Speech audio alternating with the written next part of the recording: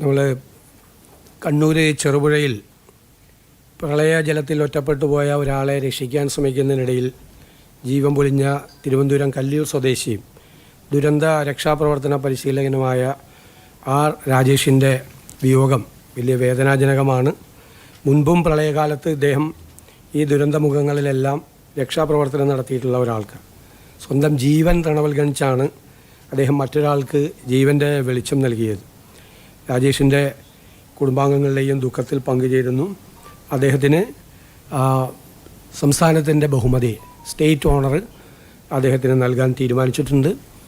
അദ്ദേഹത്തിൻ്റെ പൂർത്തിയാകാത്ത വീട് പൂർത്തിയാക്കി കൊടുക്കാനും ഉള്ള തീരുമാനമെടുത്തിട്ടുണ്ട്. ഇന്നത്തെ മന്ത്രിസഭായോഗത്തിലെ ചില പ്രധാനപ്പെട്ട തീരുമാനങ്ങൾ 2024 തൃശ്ശൂർ ജില്ലയിലുണ്ടായ കാലവർഷത്തിലും ഉരുൾപൊട്ടലിലും വീട് നഷ്ടപ്പെട്ട ധനസഹായം ലഭിക്കാൻ ബാക്കിയുള്ള 248 ഗുണഭോക്താക്കൾക്ക് മുഖ്യമന്ത്രിയുടെ ദുരിതാശ്വാസ നിധിയിൽ നിന്നും ധനസഹായം അനുവദിക്കാൻ തീരുമാനിച്ചു. പിന്നെ പോലീസ് കംപ്ലയിൻറ്റ് അതോറിറ്റി ചെയർപേഴ്സണായിട്ട് റിട്ടയേർഡ് ജസ്റ്റിസ് CN രാമചന്ദ്രൻ അവരെ നിയമിച്ചു. നമ്മൾ വേറെ പുതിയ ചില കാര്യങ്ങൾ അത് മന്ത്രിസഭാ യോഗത്തിലല്ല, 2026-27 സാമ്പത്തിക വർഷം, ഈ സാമ്പത്തിക വർഷത്തിലെ തദ്ദേശ സ്ഥാപനങ്ങൾക്ക് കൊടുക്കേണ്ട വികസന ഫണ്ടിൻ്റെ ഒന്നാം ഗഡു 2029.15 രൂപ നൽകാൻ തീരുമാനിച്ചു. കഴിഞ്ഞ സർക്കാർ മൂന്നാം ഗഡു നൽകിയിരുന്നില്ല. ഈ സാഹചര്യത്തിൽ കഴിഞ്ഞ വർഷത്തെ സ്പിൽ ഓവർ പദ്ധതികൾക്കായുള്ള തുക മുനിസിപ്പാലിറ്റികൾക്ക് 136 കോടിയും കോർപ്പറേഷനുകൾക്ക് 188 കോടിയും അധികമായി നൽകും. 16ാം ധനകാര്യ കമ്മീഷൻ്റെ അർബൻ റൂറൽ ഗ്രാൻറ്റുകളിലെ അസന്തുലിതാവസ്ഥ സംസ്ഥാനത്തെ നഗര തദ്ദേശ സ്ഥാപനങ്ങളിലൊരു പ്രതിസന്ധി ഉണ്ടാക്കിയിട്ടുണ്ട്. ഇത് പരിഹരിക്കാൻ വേണ്ടി കൂടിയിട്ടാണ് മുനിസിപ്പാലിറ്റികൾക്കും കോർപ്പറേഷനുകൾക്കുമായിട്ട് 312 കോടി രൂപ അധികമായിട്ട് നൽകുന്നത്.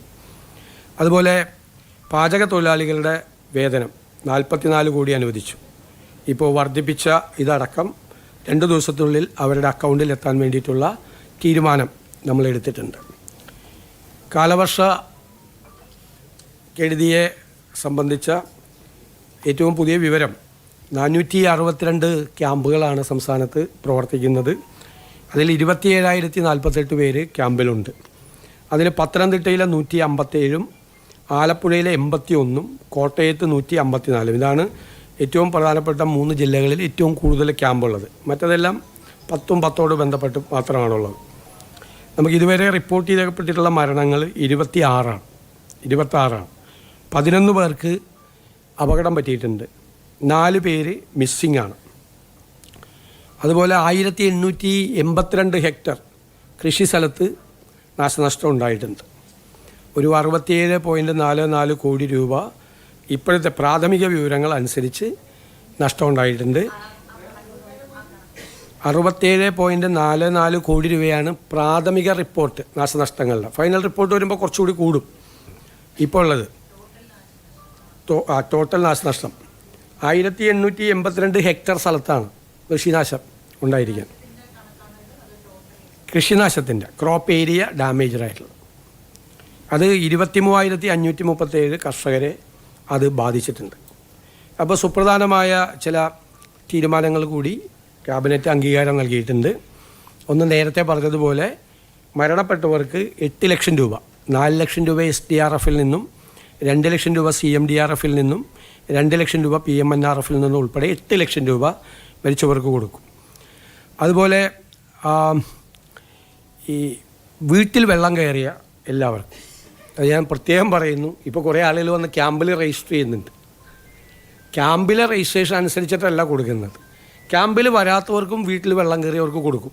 ക്യാമ്പിൽ വന്നു എന്നതിൻ്റെ പേരിൽ വീട്ടിൽ വെള്ളം കയറിയിട്ടിലേക്ക് കൊടുക്കില്ല. ഇങ്ങനൊരു തെറ്റായ ധാരണ പരക്കുന്നുണ്ട്. ചിലപ്പോൾ കുറേ ആളുകൾ വന്ന് രജിസ്റ്റർ ചെയ്യുന്നുണ്ട്.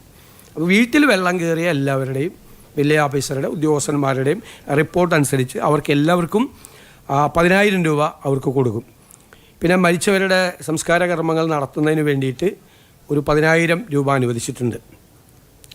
നേരത്തെ മുഴുവൻ ഡാമേജായ വീടുകൾക്ക് കൊടുത്തുകൊണ്ടിരുന്നത് 4 ലക്ഷം രൂപയാണ്.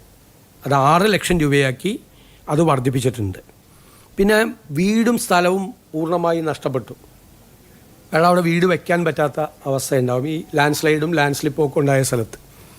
അവിടെ നേരത്തെ കൊടുത്തിരുന്നത് 6 ലക്ഷം രൂപ സ്ഥലം മേടിക്കാനും 4 ലക്ഷം രൂപ വീടിനുമാണ്. 10 ലക്ഷം, അത് 12 ലക്ഷം രൂപയാക്കി അത് വർദ്ധിപ്പിച്ചിട്ടുണ്ട്.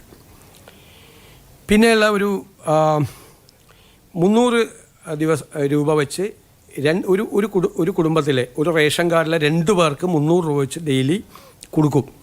അതുപോലെ അവർക്ക് അല്ലല്ല, അത് അവിടെ ഈ വീട്ടിൽ ബുദ്ധിമുട്ടുള്ളവർക്ക്, ഇങ്ങനെ വെള്ളം കയറി പ്രയാസപ്പെട്ടവർക്ക്, അതേപോലെ തന്നെ തിരിച്ച് വീട്ടിലേക്ക് പോയി അവിടെ താമസിക്കാൻ പറ്റാത്തവർക്ക്, അവർക്ക് ആ വീട്ടിൽ താമസിക്കാൻ പുതിയ വീട്ടിലോ അല്ലെങ്കിൽ ആ വീട് റെഡിയാവുന്നതുവരെ താമസിക്കാൻ വേണ്ടിയിട്ട് മാസം റെൻറ്റ് കൊടുക്കാൻ വേണ്ടിയിട്ടുള്ള തീരുമാനം അതെടുത്തിട്ടുണ്ട്.